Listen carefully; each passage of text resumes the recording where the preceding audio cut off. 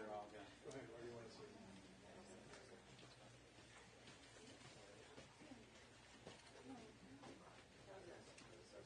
fine.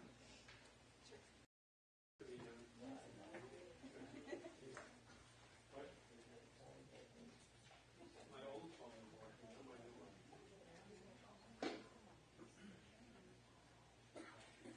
My old one is, my new one is mostly blank. My contacts are blank. But I could see the contacts where they were just 2 years ago.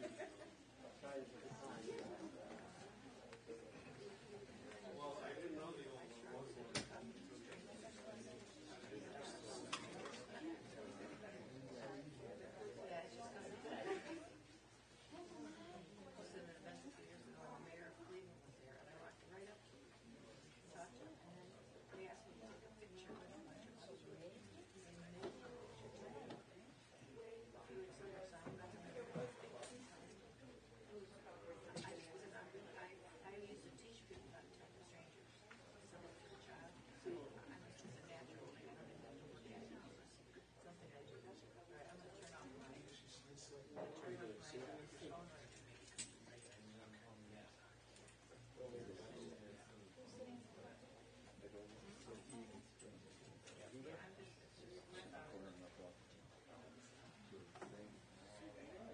I'll put it in airplane mode.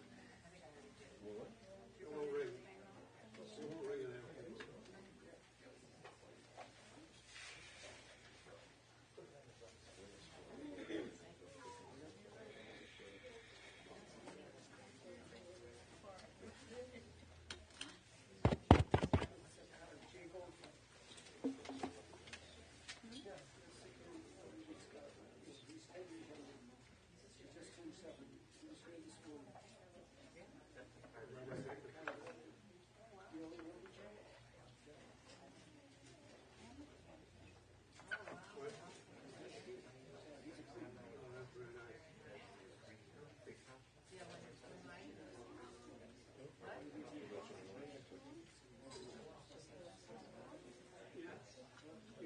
He did about 2-3 years ago.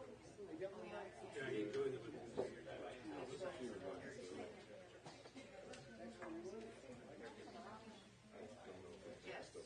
Yeah, but Great.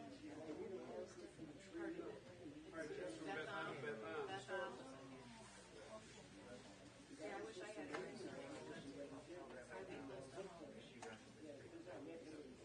Yeah, I know. How about you bring the dish over?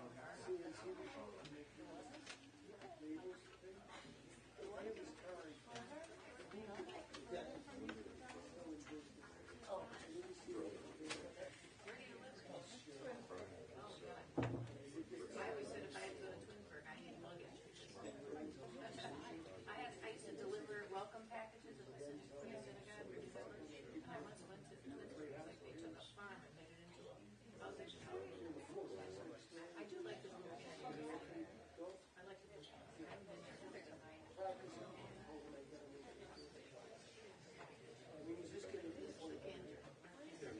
Until it starts. Why not? Why? Because they give their children to the family. Only the one daughter was having the other one Does everyone make sure their phones are on silent or off?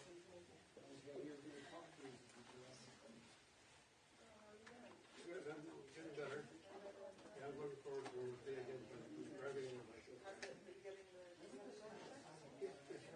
Yeah, they'll start on the shoulders. Seems like it. Somebody's got this stuff there. I don't know. Maybe I'm typing recently. I don't know. graduated from the bottom. Yes, sir. Now they're going to start on the top half. Pretty soon you'll be able to drive. And I'll come back to something. I told him I'd drop him off with Bernie Cotton or somebody would bring him home, but he hadn't. He's on offer.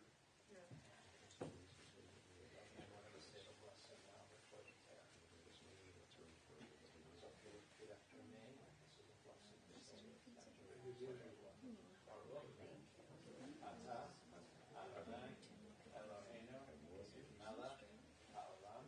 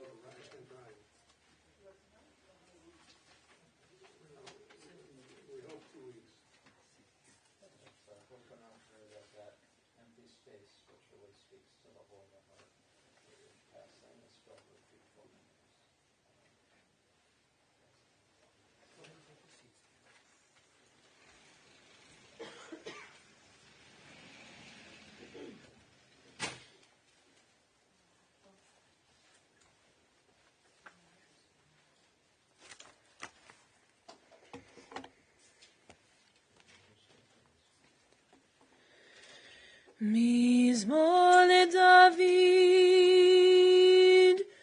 אדוני רואי לא אחסר, בנאות שירביצני, על מי מנוחות ינעלני.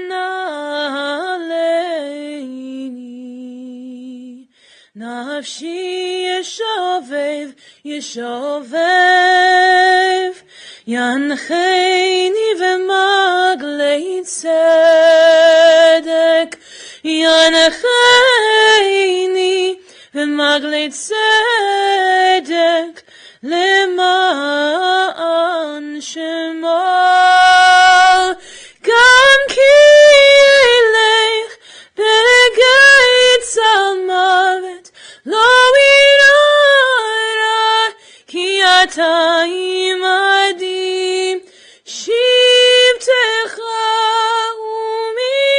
ומשענתך המה ינחמוני. תערוך לפני שולחן נגד צורריי, תשענת ושמן ראשי כוסי רוויה.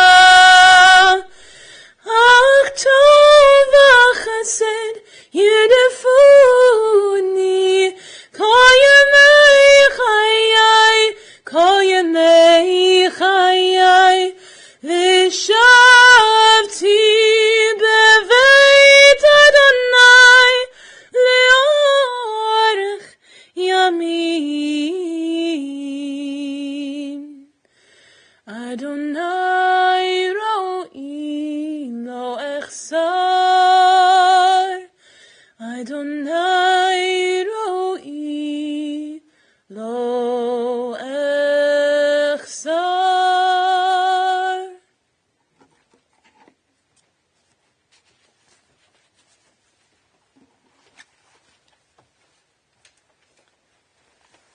We recite the English together if you know it. A Psalm of David. The Lord is my shepherd, I shall not want. He leads me to lie down in green pastures. He leads me beside the still waters. He restores my soul. He guides me in straight paths for his name's sake. Yea, though I walk through the valley of the shadow of death, I will fear no evil, for thou art with me. Thy rod and thy staff, they comfort me. Thou prepare a table before me in the presence of mine enemies. Thou hast anointed my head with oil, my cup runs over. Surely goodness and mercy shall follow me all the days of my life, and I shall dwell in the house of the Lord forever.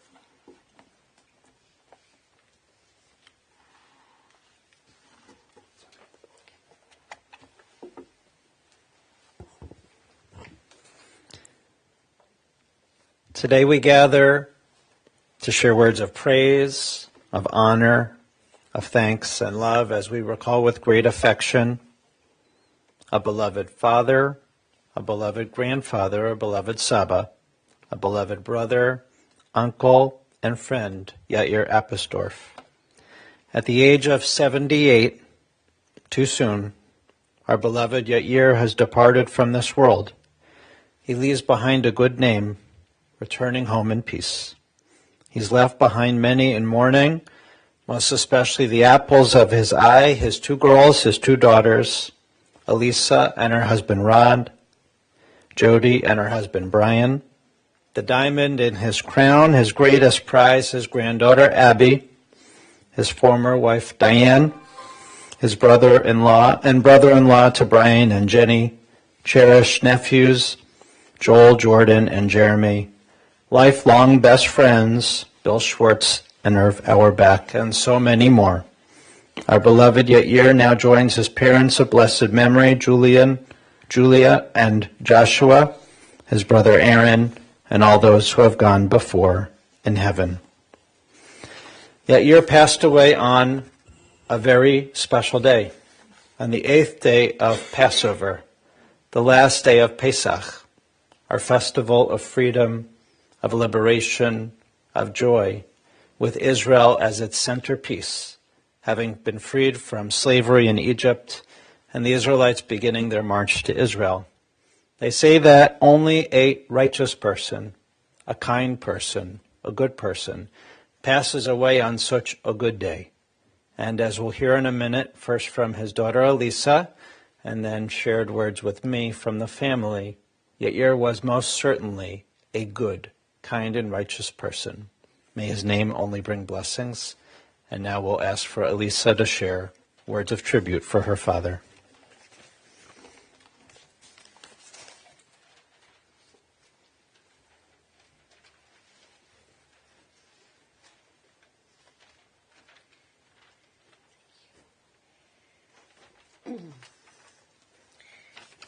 So I will make this quick, but I just wanted to say a couple words. I would kind of feel remiss if I didn't add something. So my dad, most of you know, was a fixer. I mean, he was a fixer and a builder. MacGyver had nothing on him. He could fix anything, he could build anything, and he did. He fixed, when we bought before that, he fixed everything and anything, in all of our houses. And, when I met my husband at the ripe old age of 15, he promptly said he was going to show him his gun collection, and that most definitely fixed him. But when we bought our farm, we bought a money pit, and he knew that. I didn't want to hear that because I loved the place. I begged him not to tell me that, so he knew he had a lifelong project ahead of him.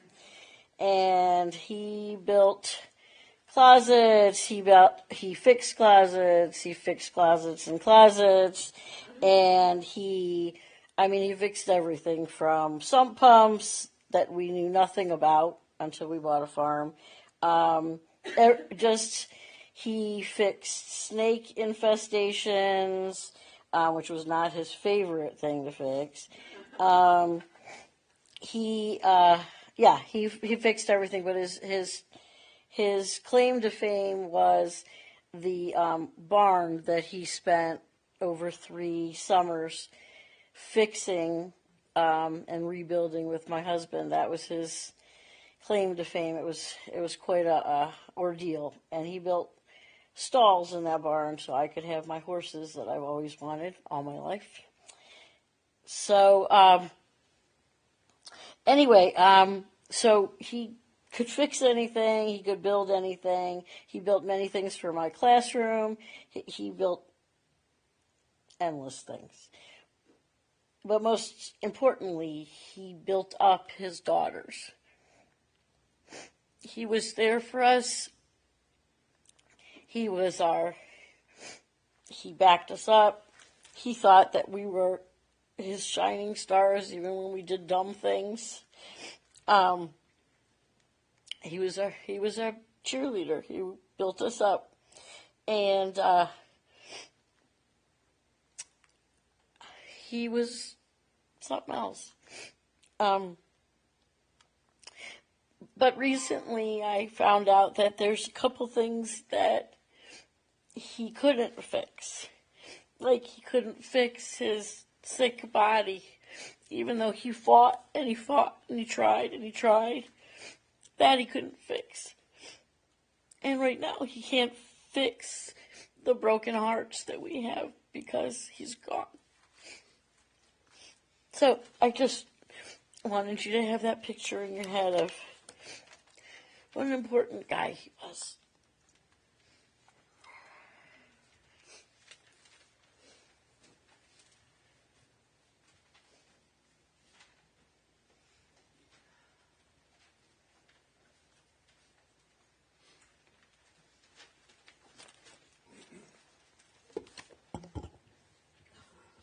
Thank you for those beautiful words of tribute, Elisa.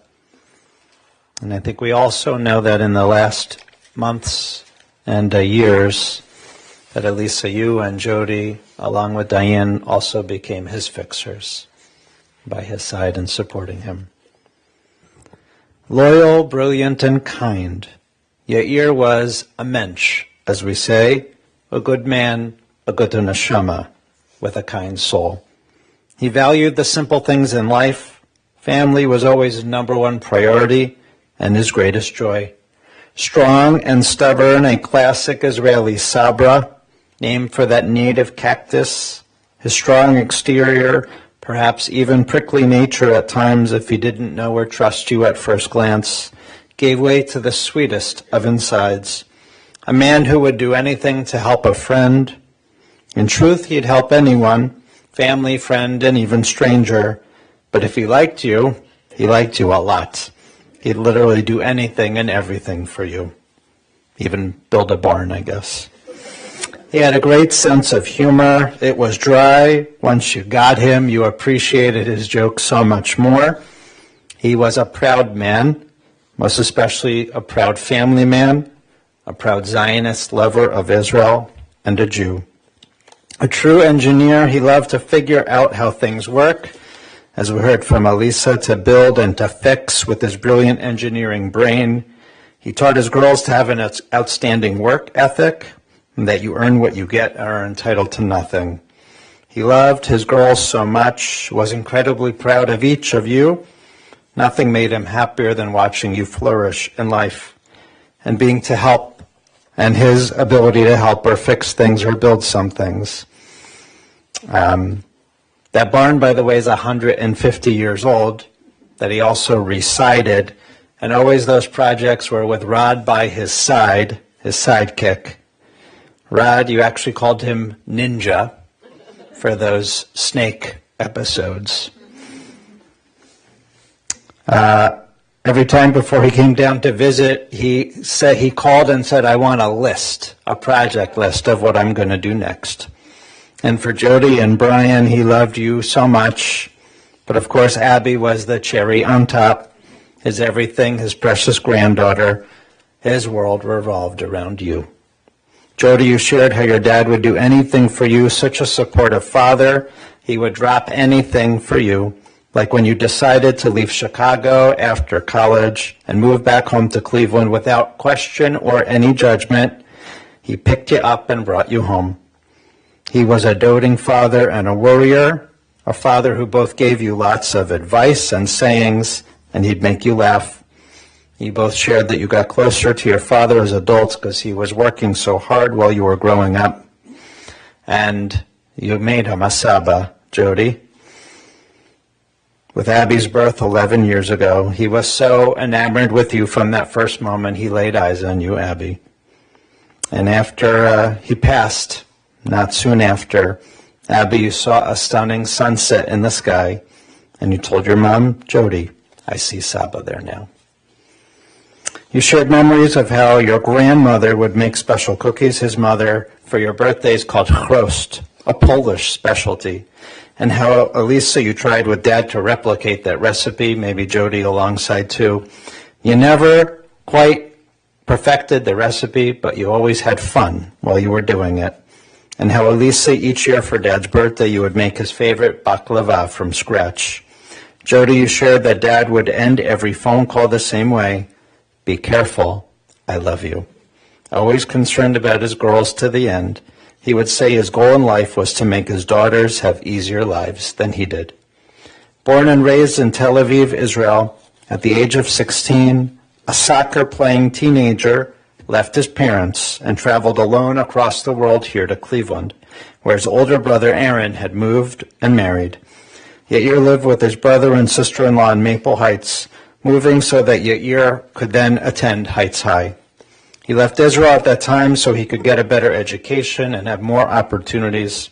Not soon after coming here, though, his father passed away in Israel, and their mother joined them here in Cleveland. At Heights High, Yair formed his lifelong friendships with Irv Auerbach, who was connected to Yair's sister-in-law, and Bill Schwartz starting in the 10th grade. Bill remembers that they were the closest of friends and hang out with all the Israeli girls at Heights High and their house parties. A lifelong friendship was only reinforced when Bill and Yair began working together at Rockwell. Bill described Yair as a good friend who would do anything to help you, trustworthy, and besides your weekly lunch group at Eaton, where everybody brought their own packed lunch, your favorite thing to do was to fix things together, not a surprise. Bill recalled that Yair helped him install new faucets, secure stair railings, replace floorboards, and the last project was to remove dead trees with a 2-man auger and plant a new row of arbor vitae. Wendy called Bill and Yair the almost handymen and said they should have gone into business. Yair planted so much kindness and love throughout his lifetime. Yair would go on after high school at Heights High to study at Cuyahoga Community College, and there he met you, Diane. You were in a speech class together. The story goes that Yair drove over to Rocky River, where you were living, for your first date, but he got a speeding ticket on the way. And though the date went well, there was one condition for the two of you to have a second date, and it was that, Diane, you would join him at court. Well, you did, and as we say, the rest is history. You raised your girls together, married for 33 years, and Diane, you returning to his side in the last couple of years through his illness and decline. Professionally, Yair was an electronics engineer working first at Picker X-Ray, Dixie Narco, Meyer Snowplow, Rockwell Automation, from where he retired. Well respected, he often worked in quality control in several positions where he wouldn't let inferior or potentially dangerous projects pass inspection. He enjoyed his time at the JCC with his friends, coming to our synagogue B'nai Yeshurun, studying at our lunch and learns, his time with the Masons, his passionate pride for Israel, but mostly Yair was a homebody, working on his lawn, his yard work and landscaping, watching soccer and baseball with the Indians and the Guardians, and his TV show Blue Bloods. As much as he took care of you in these last few weeks, months, and years, you took care of him as his health declined. Jody, you were his advocate and his caregiver, making sure Dad always had the best care and support. And when Dad came to do therapy at the facility where you work, you made sure that everyone got to know your dad, got to know all of his intricacies and all of his greatness, and everyone grew to love him so much because of you. Today we remember Yair, a man who truly left his mark, who fixed our world more than just a little bit. May he be remembered for his love and for his life by family and friends and every sunset. And we say, Amen. We'll rise now as our cantor leads us in the memorial prayer, the El Malei Rachamim.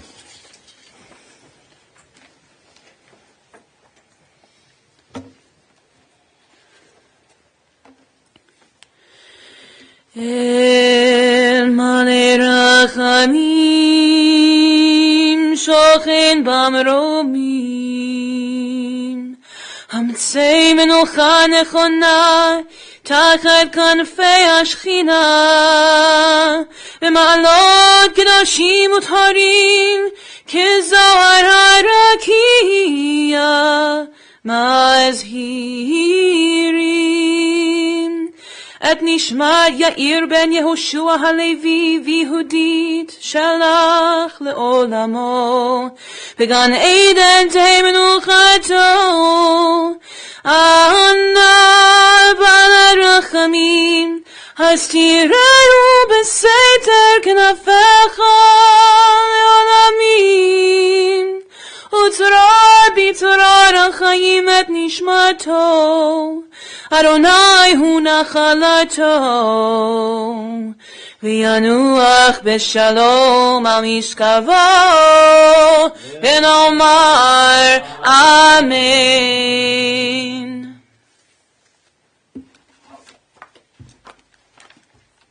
Exalted, compassionate God, grant infinite rest in your sheltering presence among the holy and pure, to the soul of our beloved Yair Apisdorf, Yair ben Yehoshua Halevi v'Yehudit, who has gone to his eternal home. Merciful One, we ask that a loved one find perfect peace in your eternal embrace. May he merit the reward for living life the right way. May his soul be bound up in the bond of life, and may he rest in peace. And we say, Amen. Please be seated. Following the service, interment and burial will take place at Beit Olam Cemetery on Chagrin Boulevard in Beechwood, Ohio. Those who would like to contribute in Yair's memory are asked to do so to Montefiore Vini Hospice or your charity of choice. May he only be remembered with love, and we say, Amen.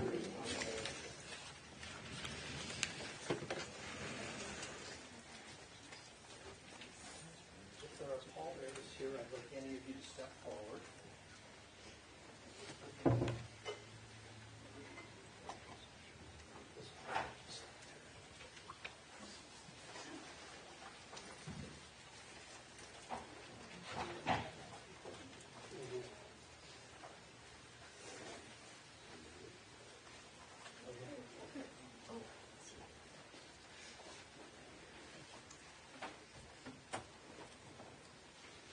Pallbearers, I'm going to have you step up the aisle with Mr. Birch.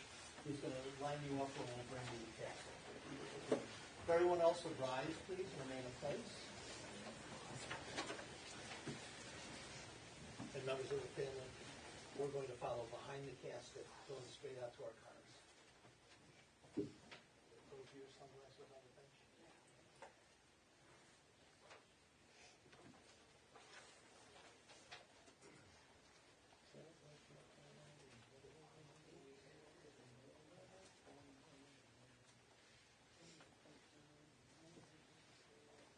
Go ahead.